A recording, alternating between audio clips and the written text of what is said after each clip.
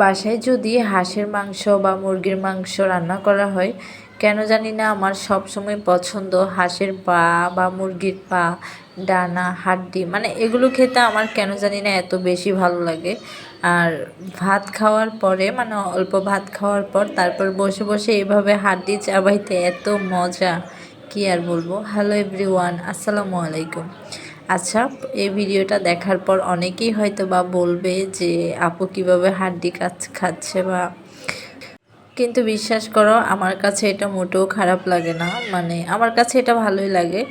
খাবার তো খাবারই, তাই না? সেটা হাড্ডি হোক বা মাংস হোক একই কথা। আর হাড্ডি মানে যে কোনো মাংসের, যেমন গরুর মাংস হোক বা মুরগির মাংস বা হাঁসের মাংস, এগুলোর ডানা, তারপর পাখনা, পা, এগুলো চাবাইতে এত বেশি মজা লাগে, খুবই ভালো লাগে খেতে। আর আমি বরাবরই ভাত খাওয়ার শেষে বসে বসে প্লেটের ভিতর নিয়ে এগুলো বসে বসে আধা ঘন্টা ধরে আমি এগুলো খেতে থাকি। খুবই ভালো লাগে আমার কাছে, খুবই পছন্দের বলতে পারো।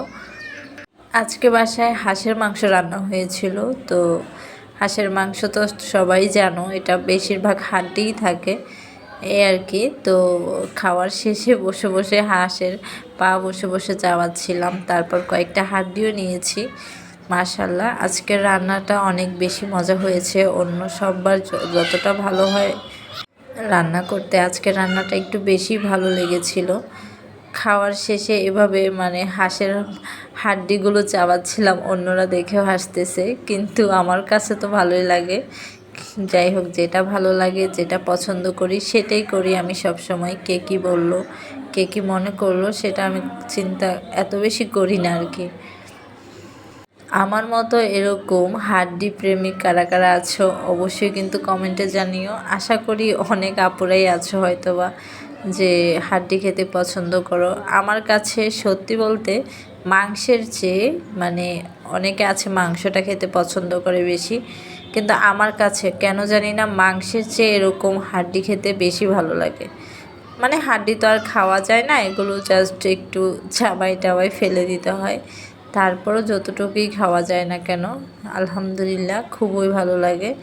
আর হাঁসের মাংসটা একটু শক্ত হয়েছিল, তারপরে একটু আদা বেশি দেওয়ার কারণে তাড়াতাড়ি সিদ্ধ হয়ে গেছে। কারণ হাঁসের মাংস রান্না করতে কিন্তু অনেক সময় লাগে, যেহেতু হাঁস একটু শক্ত বা হাড্ডিগুলো একটু সেদ্ধ হতে সময় লাগে।